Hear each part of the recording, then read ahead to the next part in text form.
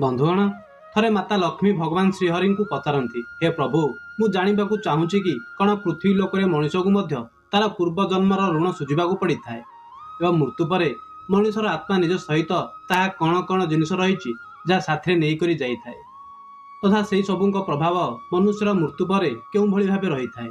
बंधुगण तेरे हसदे भगवान श्रीहरि विष्णु कहती, हे देवी लक्ष्मी आज आपण जो प्रश्न कर समस्त मानव जातिर कल्याण हेतु अत्यंत महत्वपूर्ण अटे। हे देवी यह सत्य अटे कि मनीष को निज पूर्वजन्मर ऋण अवश्य ही सुझा पड़ी था एवं मृत्यु पर किछि एपरि जिनिस रही जहाँ आत्मार सहित ही रही था और तार प्रभाव मनुष्यर द्वितीय जन्म उपरे पड़ी था।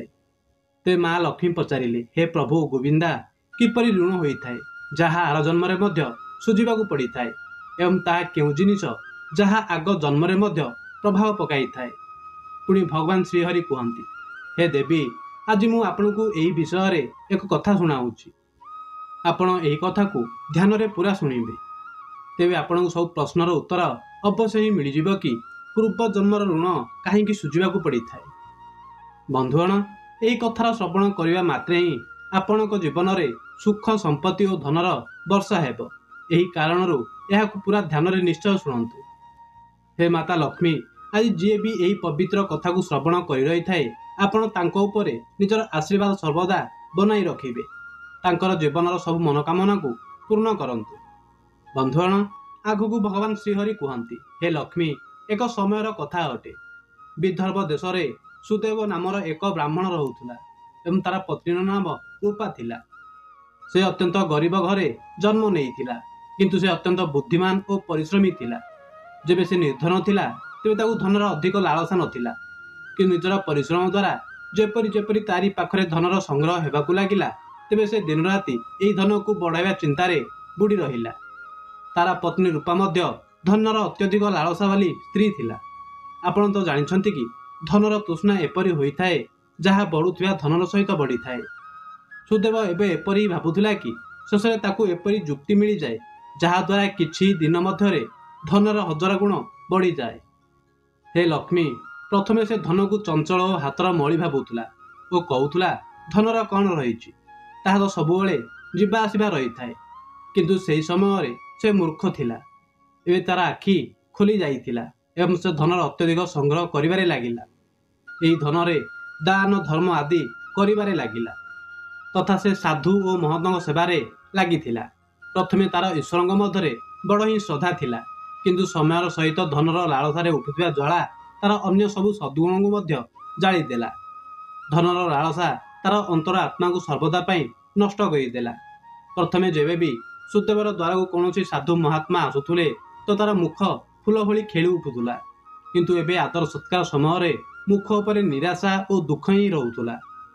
बंधुगण भगवान श्रीहरि कहती, हे लक्ष्मी एक समयर कथा अटे। संध्यार समय थिला। सुदेवर द्वारा को एक साधु आसिक रहिले और कहले, हे पुत्र मु एक यात्री अटे एवं आग को हरिद्वार को जीवार अछि। आज राति बिताइबा साधु को स्थान मिल जिवो तो भल हेबो।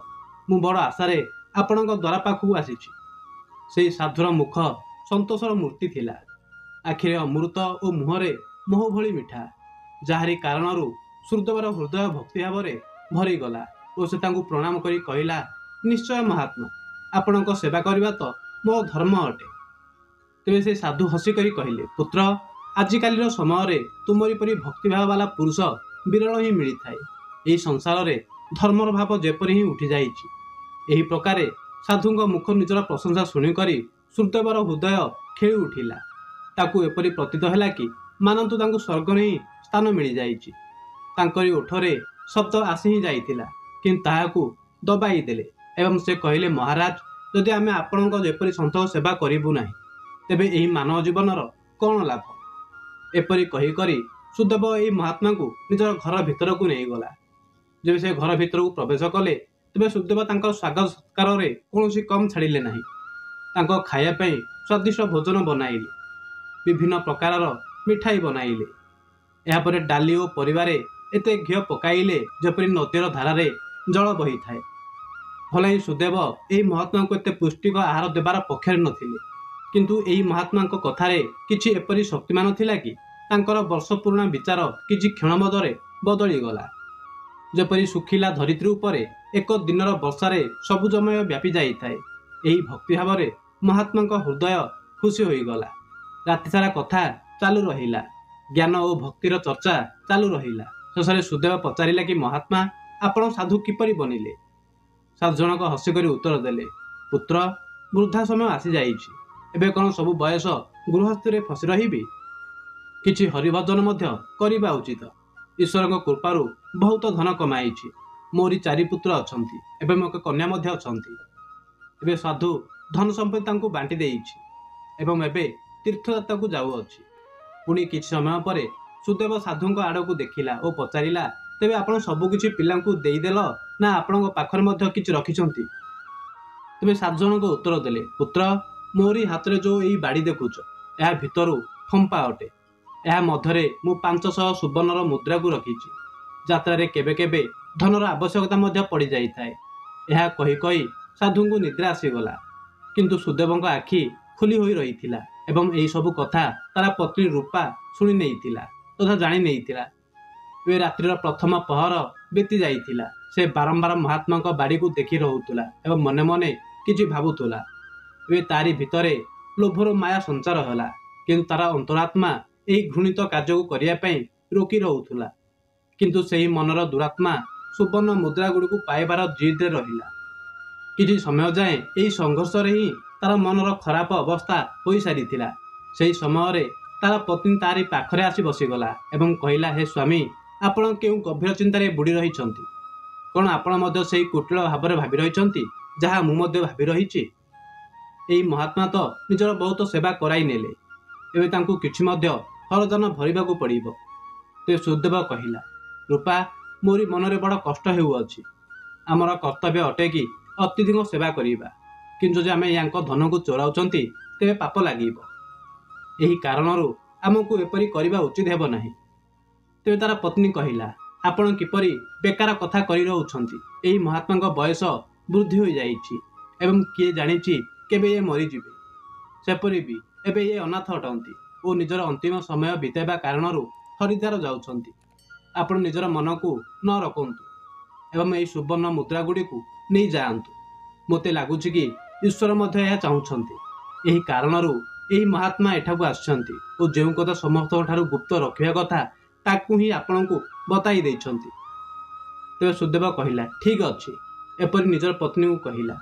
ବନ୍ଧୁଗଣ, ଭଗବାନ ଶ୍ରୀହରି କୁହନ୍ତି, ହେ ଲକ୍ଷ୍ମୀ, ଶେଷରେ ଲୋଭ ଧର୍ମକୁ ହରାଇ ଦେଲା। ସୁଦେବ ବାଡ଼ିକୁ ଉଠାଇଲା, କିନ୍ତୁ ତାର ହାତ ଗୋଡ଼ ଥରି ଉଠିଲା।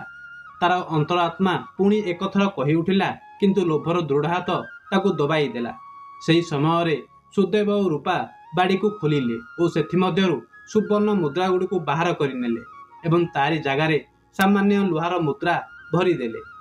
ଆର ଦିନ ପ୍ରାତଃ ସମୟରେ ମହାତ୍ମା ସୁଦେବ ଓ ତାର ପତ୍ନୀ ବିନମ୍ରତା ପୂର୍ବକ ଆଜ୍ଞା ନେଇକରି ସ୍ନାନ ଆଦି କାର୍ଯ୍ୟ କରିକି ନିଜର ପରବର୍ତ୍ତୀ ଯାତ୍ରା ପାଇଁ ପ୍ରସ୍ତୁତ ହୋଇଗଲେ। କିନ୍ତୁ ଏବେ ବି ସୁଦେବର ହୃଦୟ ଥରି ଉଠୁଥିଲା। ତାକୁ ଡର ଥିଲା କି ସାଧୁଙ୍କୁ ଜଣା ନ ପଡ଼ିଯାଉ। ଏହି ବିଷୟରେ ତାଙ୍କରି ଚେହେରା ହଳଦିଆ ପଡ଼ିଯାଇଥିଲା, କିନ୍ତୁ ମହାତ୍ମାଙ୍କୁ ଏହି କଥାର କୌଣସି ଖବର ହିଁ ନଥିଲା। ସେ ତ ହସିକରି କଥା ହେଉଥିଲେ ଏବଂ ରାତିର ଅତିଥି ଚର୍ଚ୍ଚା ପାଇଁ ବାରମ୍ବାର ଧନ୍ୟବାଦ ଦେଉଥିଲେ। ମହାତ୍ମାଙ୍କ ଯିବା ସମୟରେ ସୁଦେବ କହିଲା, ମହାତ୍ମା, ମୋରି ଏଠାରେ ସନ୍ତାନ ନାହାନ୍ତି। କୃପା କରି ଭଗବାନ ଶ୍ରୀକୃଷ୍ଣଙ୍କୁ ପ୍ରାର୍ଥନା କରନ୍ତୁ କି ତାଙ୍କ ପରି ହିଁ ଆମରି ଏଠାରେ ସନ୍ତାନ ହୋଇଯାଉ। ସେପରି ଆମେ ତ ପାପୀ ଅଟୁ, ଆମରି ପ୍ରାର୍ଥନାର କୌଣସି ପ୍ରଭାବ ହେବ ନାହିଁ। କିନ୍ତୁ ଆପଣ ତ ମହାତ୍ମା ଅଟନ୍ତି, ଭଗବାନ ଆପଣଙ୍କ କଥା ନିଶ୍ଚୟ ଶୁଣିବେ। ତେବେ ମନ୍ଦ ହସ ସହ ମହାତ୍ମା ଉତ୍ତର ଦେଲେ, ଶୁଣିବେ କି ନାହିଁ ସେ ହିଁ ଜାଣିଛନ୍ତି, କିନ୍ତୁ ମୁଁ ତୁମକୁ ଆଶୀର୍ବାଦ ଦେଉଛି କି ଭଗବାନ ଶ୍ରୀକୃଷ୍ଣ ତୁମକୁ ସନ୍ତାନ ଦିଅନ୍ତୁ। ଏତିକି କହିକରି ଏହି ମହାତ୍ମା ସେଠାରୁ ଚାଲିଗଲେ। ବନ୍ଧୁଗଣ, ଭଗବାନ ଶ୍ରୀହରି କୁହନ୍ତି, ହେ ଲକ୍ଷ୍ମୀ, ଏବେ ଯେପରି ସୁଦେବର ମୁଣ୍ଡ ଉପରୁ ଏକ ବଡ଼ ବୋଝ ହଟିଗଲା। ତାକୁ ଏପରି ଲାଗିଲା କି ଯେପରି ମହାତ୍ମାଙ୍କ ଯିବା ସହିତ ତାଙ୍କରି ହୃଦୟରୁ ଏକ ପଥର ହଟିଯାଇଛି। କିନ୍ତୁ ସେହି 2 ଜଣ ପତିପତ୍ନୀ ଏହି ଚୋରିର ଫଳରୁ କେବେ ବି ବଞ୍ଚିପାରିବେ ନାହିଁ। ଏହି କଥା ସୁଦେବର ମନ ଓ ମସ୍ତିଷ୍କ ମଧ୍ୟ ଅନୁଭବ କରି ରହୁଥିଲା। କିନ୍ତୁ ସେ ଏହି ଚୋରିର ପ୍ରକଟ ହେବା କାରଣରୁ ବହୁତ ଡରୁଥିଲା। ଚୋରିର ପ୍ରକଟ ହେବା ପ୍ରତ୍ୟକ୍ଷ ଥିଲା, ହେ ଲକ୍ଷ୍ମୀ, କିନ୍ତୁ ଏହାର ଫଳ ଭବିଷ୍ୟରେ କୌଣସି ପରଦାରେ ଚୁପଚାପ ଲୁଚିକରି ସେହି ସମୟର ପ୍ରତୀକ୍ଷାରେ ଥିଲା। ହେ ଲକ୍ଷ୍ମୀ, मनुष्य वर्तमान समय आगे भविष्य चिंता करि नथाए। सेपटे द्वितीय पटे जेबे सेई महात्मा हरिद्वार रे पहुंचिले तेबे तांकर हृदय अत्यंत प्रसन्न होईगला। एडे साधुसंत को देखिकरी एपरी प्रसन्नता हेला मानंतु तांकु सबु देवतांक साक्षात दर्शन हो जाइछि। तांकर मन ईश्वर भक्ति रे लीन होईगला। पुणी आर दिन से मंदिर मुख्य रोषाया को डाकिकरी कहिले, महाराज मु एठाकू दर्शन कारण आसुथिबा सबु यात्रींक पई अन्नदान करिया पई चाहूछि एवं एबे एहा एक मोर इच्छा बाकी रहिछि। कृपा करी आपण आमको कहतु कि सबु लोकंक भोजन तथा निवास और वस्त्रदान पई केते खर्च हेबो। तेबे सेही व्यक्ति किछि हिसाब करी कहिले कि महाराज अन्नदान निवास और वस्त्रदान एवं अन्य सब प्रकार कार्य पई पूरा 400 सुवर्ण मुद्रा लागिबो तथा 10 रु 20 कम अधिक भी लागि पारिबो। कोन आपणक पाखरे एते बेसी और पर्याप्त धन रहिछि? ठीक अछि, मु एरा प्रबंध करूछि। आपण केवल कालीर सब कार्यक्रम आयोजन कर कही करी से गंगा स्नान करिया पे चली गले। पुणी आर दिन तांको कहवा अनुसार सेही रोषया पूरा आयोजन कले। हरिद्वार परिसर रे बड़ ही धूमधाम और खुशीर सहित अन्नदान वस्त्रदान भजन आदि कार्य को संपन्न कले। सेठारे उपस्थित सबु लोकं को देखिकरी खुशी कहवाकू लगिले, महात्मा स्वयं गरीब होईकरी केते ही उदार अटंती एवं जाहारी पाखरे धनर कौनसी कम रही न थाए से व्यर्थरे देखाई करी अर्पण करि थाए। पुत्रर विवाह रे उड़ाई देई थांती किंतु धर्मर रास्ता रे एक कौड़ी मध्य खर्च करती नाही। यह एक महान हृदय वाला मनुष्य अटे जे निजर धर्म बुझिला और धर्मर आगरे धनर मोह देखिला नाही। तो निजर प्रशंसा शुणिकरी महात्मा खुशीर कौनसी ठिकणा रहिला नाही। तांकर हृदय आनंद रे भरी प्रसन्न होउथुला। किंतु हे लक्ष्मी सेपटे द्वितीय पटे तार भाग्य कांदुथुला। जेबे संध्या हैला महात्मा निजर घर कबाड़ा बंद कले एवं बाड़ी को खोलिकरी देखिले ते बाड़ी भितरु लुहार मुद्रा गुड़ी को देखिकरी तार हृदय थरी उठिला। ताकू एपरी प्रतीत हैला मानंतु से कौनसी भयानक स्वप्न देखुछि। ताकू निज आखि उपरे विश्वास हेउनथुला। से चाहुथुला कि एही स्वप्न शीघ्र शीघ्र भांगी जाऊ, किंतु यह कौनसी एपरी स्वप्न नथिला जहा द्वारा निद खोलीजिब। से बारंबार निजर आखि को मळी मळी करी देखिला किंतु मुद्रा सेठारे थिला। तेबे एही महात्मा को किछि समय मध्यरे रोषाया को हिसाब करी तार धन फेराइबाकू थिला। से भाबिला कि एबे कौन हेबो। अपमानर छवि तारी आखि आगरे नाची उठिला एवं कहबाकू लागिला, हे प्रभु आपण मते क्षमा करंतु। ओ महात्मा थरी थरी छिड़ा होई गले। तांको अपमानर चिंता अपमान ठारू मध्य बहुत भयानक लागि रहिला।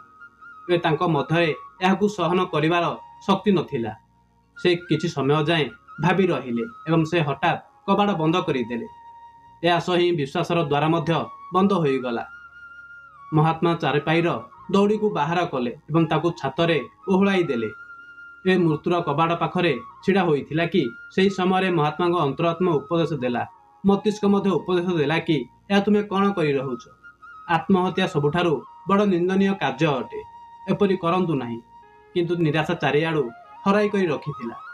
महात्मा चेहरा मृत व्यक्ति परी धड़ा पड़ी जाइथिला। तेबे से चारपाई उपरे छिड़ा होई करी निजर बेकरे फंदा पकाइले एवं थरी थरी पादरे चारपाई को गोईठी मारिदेले। एई महात्मा फांसी उपरे झुली पड़िले और तांकरी मृत्यु होईगला। जोंठारे सकाळे बहुत सुखपूर्वक शांति थिला किंतु काहाकू जणाथिला कि संध्या एते दुखदपूर्ण हेबो। किछि समय परे एई घटना चारिआडे व्यापी गला। यह सबू देखिकरी सेही रोषाया ही एई महात्मांकर अंतिम संस्कार कले एवं पुणी थरे भगवान को नाम नहीं करी निज काम लगिगला। बंधुगण, भगवान श्रीहरि कहती, हे लक्ष्मी से महात्मा तो मरीगले किंतु तांकर आशीर्वाद ए भी जीवित थिला। एक वर्षर भितर ही चोर ब्राह्मण सुदेवर घरे एक पुत्रर जन्म हैला। एई अवसर रे सुदेव एपरी प्रसन्न थिला कि मानतु सारा संसार धनता को मिली जाइछि। एबे तो अंधार घरे प्रकाश व्यापी जाइथिला। तारी पात माटी उपरे लागु नथुला। से बालकर नामकरण संस्कार बड़ ही धूमधाम रे कले। एही उत्सवर अवसर रे एक नगर को भोजन दियागला। सेही दिन सुदेव निज पूरा जीवनर कंजूस बाहर करदेला एवं धन को पानी भली बुहाई देला एवं बालकर नाम आत्मदेव रखागला। जेपरी जेपरी से आयुषरे बढ़िबाकू लागिला सुदेवर मनोकामना पूर्ण हेउतुला। आत्मदेव बहुत ही सुशील और भगवान को उपासक बालक थिला। तार तीक्ष्ण बुद्धि को देखिकरी आश्चर्य हेउतुला। लोके कहउथिले कि ए कुलर नाम को बढ़ाइब। सुदेव यह शुणिकरी ଫୁଲି ଉଠି ତାର ଶରାରତ ଓ ଚଞ୍ଚଳତାକୁ ଦେଖିକରି ତାର ପ୍ରେମ ଆହୁରି ମଧ୍ୟ ବଢ଼ି ବଢ଼ି ଯାଉଥିଲା। ଏଇଭଳି ଭାବେ 6 ବର୍ଷ ବିତିଗଲା। ଆତ୍ମଦେବ ଶିକ୍ଷା ଗ୍ରହଣ କରିବା ହେତୁ ଆଶ୍ରମକୁ ଗଲା। ସେଠାରେ ମଧ୍ୟ ତାର ଗୁଣର ବିକାଶ ହେବାକୁ ଲାଗିଲା। ସେ ସର୍ବଦା ନିଜ କକ୍ଷରେ ପ୍ରଥମ ଆସୁଥିଲା। ସୁଦେବ ଏହା ଦେଖିକରି ଈଶ୍ୱରଙ୍କୁ ଧନ୍ୟବାଦ ଜଣାଉଥିଲା। କିନ୍ତୁ କେବେ କେବେ ଯେବେ ତାଙ୍କୁ ସେହି ମହାତ୍ମାଙ୍କ ସହିତ ନିଜର ଦୁର୍ବ୍ୟବହାର ମନେ ପଡ଼ୁଥିଲା, ତେବେ ତାଙ୍କ ହୃଦୟକୁ ବହୁତ କଷ୍ଟ ହେଉଥିଲା ଏବଂ ତାଙ୍କ ଆତ୍ମା ଉପରେ ଅଜଣାତର ଡର ବ୍ୟାପି ଯାଉଥିଲା। ତାଙ୍କୁ ବାରମ୍ବାର ନିଜ ଉପରେ କ୍ରୋଧ ଆସୁଥିଲା। ସେ ସର୍ବଦା ମନେ ମନେ ଦୁଃଖୀ ରହୁଥିଲେ ଓ ମନେ ମନେ କହୁଥିଲେ କି ମୋରି ବୁଦ୍ଧି କିପରି ଦୃଷ୍ଟ ଥିଲା, ମୁଁ ଏପରି ମୂର୍ଖତା କାହିଁକି କରିଥିବି। କିନ୍ତୁ ବିତିଥିବା ସମୟ ତାଙ୍କରି ହାତକୁ ଆଉ ଆସିପାରିବ ନାହିଁ। ସେ ସୁବର୍ଣ୍ଣର 500 ମୁଦ୍ରାକୁ ଏକ ଲାଲ ବସ୍ତ୍ରରେ ବାନ୍ଧିକରି ସନ୍ଦୁକରେ ରଖିଦେଲେ ଏବଂ ଏହା ନିଶ୍ଚୟ କଲେ କି ସେ ସେହି ମହାତ୍ମାଙ୍କୁ ଫେରାଇ ଦେବେ। ପୁଣି ସେ ମହାତ୍ମାଙ୍କୁ ଖୋଜିବା ଆରମ୍ଭ କରିଦେଲେ। କେତେକ ଲୋକଙ୍କୁ ପଠାଇଲେ, କିନ୍ତୁ ସେମାନେ ସେହି ମହାତ୍ମାଙ୍କ ପର୍ଯ୍ୟନ୍ତ ପହଞ୍ଚି ପାରିଲେ ନାହିଁ। ଏତେ ସମୟ ବିତିଗଲା କି ଏବେ ସୁଦେବ ସେହି ଘଟଣାକୁ ଭୁଲି ଯାଇଥିଲା। ପରନ୍ତୁ ସେହି ସୁବର୍ଣ୍ଣ ମୁଦ୍ରା ଗୁଡ଼ିକ ଏବେ ବି ଲାଲ ବସ୍ତ୍ରରେ ଘୋଡ଼େଇ ହୋଇ ସେହି ସନ୍ଦୁକରେ ପଡ଼ି ରହିଥିଲା। ବନ୍ଧୁଗଣ, ଭଗବାନ ଶ୍ରୀହରି କୁହନ୍ତି, ହେ ଲକ୍ଷ୍ମୀ, ସମୟ ବିତିବାକୁ ଲାଗିଲା ଏବଂ ଆତ୍ମଦେବ ଏବେ 20 ବର୍ଷର ହୋଇଯାଇଥିଲେ। ଏହା ସହ ତାକୁ ଏକ ବେମାର ହେଲା ଓ ଆତ୍ମଦେବର ଚିକିତ୍ସାରେ ବହୁତ ଧନ ଖର୍ଚ୍ଚ ହେଉଥିଲା। ପୁଣି ଏକ ଦିନ ହଠାତ୍ ସୁଦେବ ନିଜର ପତ୍ନୀ ରୂପା ଓ ପୁଅ ଆତ୍ମଦେବଙ୍କ ସହ ହରିଦ୍ୱାର ପାଇଁ ବାହାରି ପଡ଼ିଲେ। ସେଠାରେ ପହଞ୍ଚିକରି ସେମାନେ ଏକ ସରାୟରେ ରହିଲେ। ସେଠାରେ ସୁଦେବକୁ ଜଣାପଡ଼ିଲା କି ତାଙ୍କରି ପୁତ୍ର ଆତ୍ମଦେବଙ୍କ ବ୍ୟବହାର ସାଧୁଙ୍କ ପରି ହେଉଛି। ତାଙ୍କରି ଭିତରେ ବୈରାଗ୍ୟ ଆସୁଅଛି। ସେ ଦିନରାତି ସାଧୁଙ୍କ ମେଳରେ ସମୟ ବିତାଉଥିଲେ ଏବଂ ଯେବେ ବି କୌଣସି ଦିନ କିମ୍ବା ଦୁଃଖୀ ଗରିବକୁ ଦେଖୁଥିଲା, ତାର ସାହାଯ୍ୟ କରୁଥିଲା। ଏହାକୁ ଦେଖିକରି ସୁଦେବ ବହୁତ ବ୍ୟସ୍ତ ହେଉଥିଲା, କିନ୍ତୁ ସେ କିଛି କରିପାରୁନଥିଲା। ଆତ୍ମଦେବ ତାଙ୍କର ଏକମାତ୍ର ସନ୍ତାନ ଥିଲା। ତାର ମୁଖ ଦେଖିକରି ସୁଦେବର କ୍ରୋଧ ଶାନ୍ତ ହେଉଥିଲା। ସେ ବହୁତ ଭାବୁଥିଲେ, କିନ୍ତୁ ଆତ୍ମଦେବଙ୍କ ଏହି ସ୍ୱଭାବର କାରଣ ତାଙ୍କୁ ବୁଝା ପଡ଼ୁନଥିଲା। ପୁଣି ଦ୍ୱିତୀୟ ଦିନ ସନ୍ଧ୍ୟା ସମୟରେ ଆତ୍ମଦେବ ଭଜନ କରି ନିଜ ରହୁଥିବା ଭବନକୁ ଫେରୁଥିଲା କି ରାସ୍ତାରେ ଏକ ବୁଢ଼ା ବ୍ୟକ୍ତି କାନ୍ଦୁଥିବାର ମିଳିଲା। ତେବେ ଆତ୍ମଦେବ ଆଶ୍ଚର୍ଯ୍ୟରେ ପଚାରିଲେ, ଭାଇ, କାନ୍ଦୁଛ କାହିଁକି? ତେବେ ସେହି ବୁଢ଼ା କହିବାକୁ ଲାଗିଲା, ପୁତ୍ର, କ'ଣ କହିବି, କହିକରି ଲଜ୍ଜା ଆସୁଛି। ଯଦି ତୁମେ ଜାଣିବାକୁ ଚାହୁଁଛ, ତେବେ ତୁମେ ଶୁଣ। ମୁଁ ଗଙ୍ଗାରେ ବୁଡ଼ି କରି ନିଜର ଜୀବନ ସମାପ୍ତ କରିବାକୁ ଯାଉଅଛି, କାରଣ ମୋତେ ବେପାରରେ ବଡ଼ କ୍ଷତି ହୋଇଛି ଏବଂ ମୋରି ମୁଣ୍ଡ ଉପରେ ବହୁତ ସାରା ଋଣ ରହିଛି। ବେପାରରେ ମଧ୍ୟ କ୍ଷତି ହୋଇଛି ଏବଂ ଋଣ ମଧ୍ୟ ରହିଛି। ଆତ୍ମଦେବ କହିଲା, ପରନ୍ତୁ ଏହା ତ ଛୋଟ କଥା ଅଟେ। ସେହି ବୁଢ଼ା ବ୍ୟକ୍ତି ଅଜୀବ ଗରିବ ନଜରରେ ଆତ୍ମଦେବଙ୍କ ଆଡ଼କୁ ଦେଖିକରି କହିଲା, ମୋତେ ନିଜର ଋଣ ଶୁଝିବାକୁ ଅଛି, ନାହିଁ ତ ମୋରି ପାଖରେ ଆତ୍ମହତ୍ୟା କରିବା ଛଡ଼ା କୌଣସି ବିକଳ୍ପ ନାହିଁ। ତେବେ ଆତ୍ମଦେବ କିଛି ସମୟ ଯାଏଁ ଚୁପ୍ ରହିଲା। ଏହି ମୌନ ସେହି ଦୁର୍ଭାଗ୍ୟଶାଳୀ ବୁଢ଼ା ବ୍ୟକ୍ତି ପାଇଁ ଏକ ବିଶ୍ୱାସ ବନି ରହିଲା। ତାଙ୍କ ଆଖିରେ ଲୁହ ରହିଗଲା ଏବଂ ଆତ୍ମଦେବ ପଚାରିଲେ କି ମହାରାଜ, ଆପଣଙ୍କୁ କେତେ ଧନର ଆବଶ୍ୟକତା ରହିଛି? କୃପା କରି ଆପଣ ମୋତେ କୁହନ୍ତୁ। ବନ୍ଧୁଗଣ, ଯେବେ ମଣିଷ ନିରାଶ ହତାଶ ହୋଇଥାଏ, ତେବେ ତାକୁ ପ୍ରତି ପାଦ ଉପରେ ବିଶ୍ୱାସ ନଜର ଆସିଥାଏ। ସେହି ବୁଢ଼ା ବ୍ୟକ୍ତି ହିସାବ କରିକି ଜବାବ ଦେଲେ ଏବଂ କହିଲେ କି ମୋରି ମୁଣ୍ଡ ଉପରେ ଲଗଭଗ 500 ସୁବର୍ଣ୍ଣ ମୁଦ୍ରାର ଋଣ ରହିଛି। ଆତ୍ମଦେବ ପୁଣି କିଛି ସମୟ ଯାଏଁ ଚୁପ୍ ରହିଲେ। ପୁଣି ସେ କହିଲେ, ମହାରାଜ, ଆପଣ ଚିନ୍ତା କରନ୍ତୁ ନାହିଁ। ଆପଣ କେବଳ ଏହି ଗଙ୍ଗା ତଟ ଉପରେ ମୋରି ପ୍ରତୀକ୍ଷା କରନ୍ତୁ। ମୁଁ ଏଇକ୍ଷଣି ଏଠାକୁ ଆସିବି। ଆପଣଙ୍କ ପାଇଁ ମୁଁ କେଉଁଠାରୁ ଧନର ସଂଗ୍ରହ କରି ନେଇ ଆଣୁଛି। ତେବେ ବୁଢ଼ା ବ୍ୟକ୍ତି କହିଲା, ପୁତ୍ର, ଏହି ପାଖରେ ହିଁ ମୋର ଏକ ଧର୍ମଶାଳା ରହିଛି, ତୁମେ ସେଠାକୁ ଆସିଯାଅ। ସେହି ସମୟରେ ଆତ୍ମଦେବ ଦୌଡ଼ି କରି ପୁଣି ନିଜର ରହୁଥିବା ଭବନକୁ ଆସି ପହଞ୍ଚିଲେ। ସେହି ସମୟରେ ତାରି ହୃଦୟରେ ହଲଚଲ ସୃଷ୍ଟି ହେଉଥିଲା। ତାର ଚିତ୍ତ ବ୍ୟାକୁଳ ଥିଲା। ସେ ଚାହୁଁଥିଲା କି ଯେତେ ଶୀଘ୍ର ହେବ ବୁଢ଼ା ବାପାଙ୍କ ସଙ୍କଟ ଦୂର କରିଦେବ। ତାଙ୍କୁ କୌଣସି ଦିବ୍ୟଶକ୍ତି ବିଶ୍ୱାସ ଦେଇଥିଲା କି ଏହି ବୁଢ଼ା ବାବାର ସହାୟତା କରିବା ମୋର ଧର୍ମ ଅଟେ। ସେ ଏକ ବିଶେଷ ଭାବୁକତାର ସହିତ ନିଜର ଭବନରେ ପହଞ୍ଚିଲା। ତେବେ ତାର ମାତା ପିତା 2 ଜଣ କେଉଁଠାକୁ ବାହାରକୁ ଯାଇଥିଲେ। ଏବେ ଆତ୍ମଦେବର ରାସ୍ତା ସଫା ହୋଇଯାଇଥିଲା। ସେ ସନ୍ଦୁକରେ ଯେଉଁ ତାଲା ଲାଗିଥିଲା, ତାକୁ ଏକ ପଥରରେ ଭାଙ୍ଗିଦେଲା। ପୁଣି ଥରେ ସନ୍ଦୁକକୁ ଖୋଜିବାରେ ଆରମ୍ଭ କରିଦେଲା। ନିରାଶା ନିଜ ଜାଗା ବନାଇ ନେଇଥିଲା, କିନ୍ତୁ ଆଶା ବନ୍ଧନ ବାନ୍ଧି ଦେଇଥିଲା। ସେହି ସମୟରେ ହଠାତ୍ ଆଶା ଏକ କିରଣ ନଜର ଆସିଲା। ଆତ୍ମଦେବର ହାତରେ ସେହି ଲାଲ ବସ୍ତ୍ର ଆସିଗଲା। ସେ ତାହାକୁ ଥରୁଥିବା ହାତରେ ଖୋଲିଲା ଏବଂ ତାର ହୃଦୟ କମଳ ପରି ଖେଳି ଉଠିଲା। ସେହି ବସ୍ତ୍ରରେ ପୁରା 500 ସୁବର୍ଣ୍ଣ ମୁଦ୍ରା ଥିଲା। ଏହା ସେହି ସୁବର୍ଣ୍ଣ ମୁଦ୍ରା ଗୁଡ଼ିକ ଥିଲା ଯାହାକୁ ସୁଦେବ କେବେ ଏକ ମହାତ୍ମାଙ୍କ ଠାରୁ ଚୋରାଇଥିଲା।